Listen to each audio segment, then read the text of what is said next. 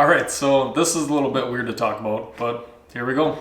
Now, I do want to give a little bit of a background as to why I'm making this video, but I also understand that some of you guys clicked on this video just for the numbers, and if that's the case, I totally understand. Here's a timestamp right up here. It'll take you right to all the numbers. But for the rest of you guys, stay tuned. So why am I talking about this?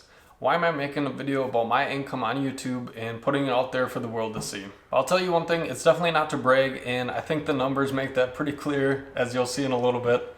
This video is kind of a little bit more personal for me. It's supposed to be kind of a benchmark for myself between YouTube as a hobby and maybe taking YouTube a little bit more seriously in the future moving on. At least that's the goal. So to give you a little bit of a background, I started this YouTube channel in November of 2015, I believe. And it was just a way for me to kind of maintain a digital portfolio of the things I was making in my free time. I really enjoyed the whole process of coming up with a design and then executing on that design and making it into something tangible. And I thought, as long as I was making these things, I may as well film it, maybe turn it into a video, throw it up on YouTube and see what sticks. And that's kind of been the mindset ever since. Yes, I've created a website, I've created other social media things, I've created digital plans to try to sell to make a little bit of money on the side, but it's never really transitioned into anything more serious than that. And moving forward, I really want to change that. I want to take this a little bit more serious and really see what it can grow into. So yeah, that was reason number one. Reason number two for making this video is I just really enjoy these types of videos. I like to watch other YouTubers make their videos, kind of take a look behind the curtain, see their numbers, and it's just really encouraging to me. So I just happened to get done watching Travis's video on this, Travis over at Shop Nation. If you guys haven't seen his videos, I'm sure you have, but if you haven't, I'll leave a link up here to his 2021 recap. And I just watched that and I was really encouraged by it. I was just really encouraged that maybe if I took this a little bit more seriously, I could turn it into something special like he has. So I took a couple aspects from his video and I'm going to apply that to my video and just kind of show you guys the perspective from my channel, right? So a channel with far less subscribers and far less views, but in doing so, hopefully I can encourage some people that have less subscribers than me, or maybe some people that are honestly on the fence about starting YouTube. And so hopefully I can be that same encouragement to those people as Travis was to me. So Travis, if you happen to be watching this video, huge thank you to you. Thank you for the encouragement, and I look forward to 2022's wrap up. All right, enough talking, enough background. Let's get into some numbers. All right, so let's go back to the beginning. When I started this channel, I'll show you some numbers and then I'll end with 2021's numbers. So like I said, I started this channel back in November of 2015. So I'm gonna say from that date to the end of 2016 is gonna be year number one. So in year number one, I put out 13 videos. I got 72,168 views. I picked up 952 subscribers, and my income for that year on YouTube was $1.88. So a couple things to note here.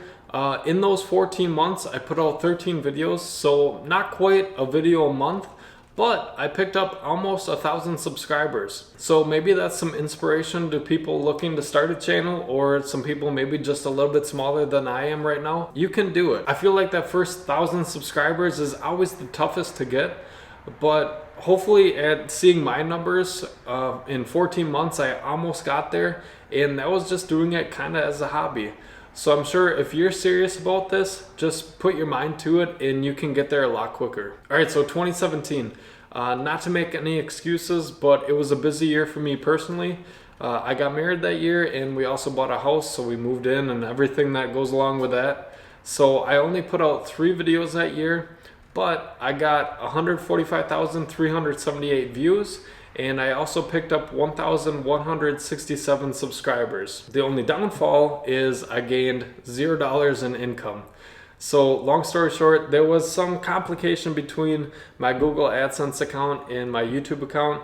They just weren't linking or something like that. I don't remember all the details, but that's the reason I didn't earn any income off of all those views. And for a small channel, that's quite a few views. So 2018 was a similar story. I only put out 3 videos. I got 101,453 views, and I picked up 558 subscribers, and again, $0 in AdSense income.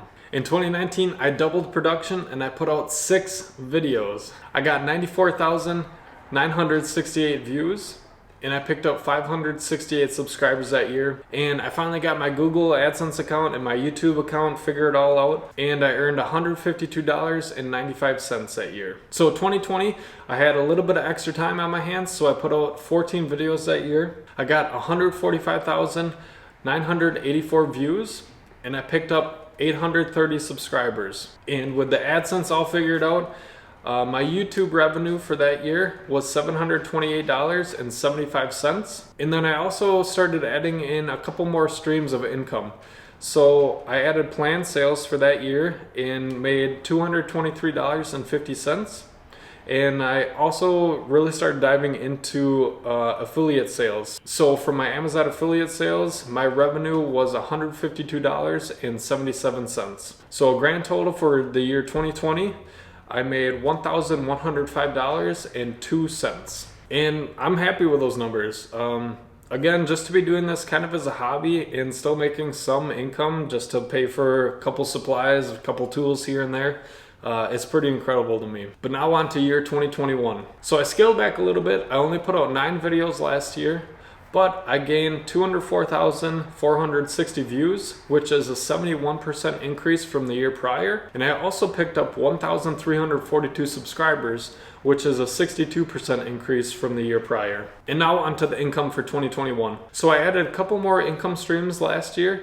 So I added merch, and then I also added Home Depot as an affiliate. So under the goods and merchandise category for last year, my planned sales dropped just a little bit to $141. In my merch, I made a total of $0. So the thing with merch is I'm not really expecting much. I'm not pouring a whole lot of time into it because I realize that merch really only starts to sell when you become a bigger channel.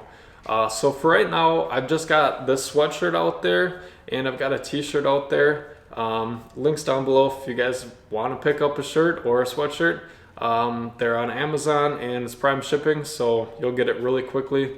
But I more or less made this merch for myself so I could start wearing it in videos. And the hopes is down the road, like I said, I'll begin selling a little bit more when my channel starts to grow. But overall for merch, I'm really not pouring a whole lot of time into it, just because of that. All right, affiliate sales category. So Amazon dropped a little bit as well, $134.66. And from Home Depot, I made a whopping $7.06. And finally, Google AdSense. So on my website, I made $185.71, which I'm actually really happy about. So my website, I really want to continue building up because it's the one thing that I own, right? So YouTube, Facebook, Instagram, all those guys, they could change their algorithms at any moment and could totally mess up my business plan. But my website is one thing that I kind of have complete control over. So if I can continue to build that up, I think that's going to pay off in the long run. So I'm pretty happy with the $185. And YouTube revenue, I made $1,357.51, which I'm just ecstatic about. I hope it continues to grow like that, and I can't wait to see where this channel goes. So grand total from all sources in 2021 was $1,825.94, which is a 60% increase from the previous year.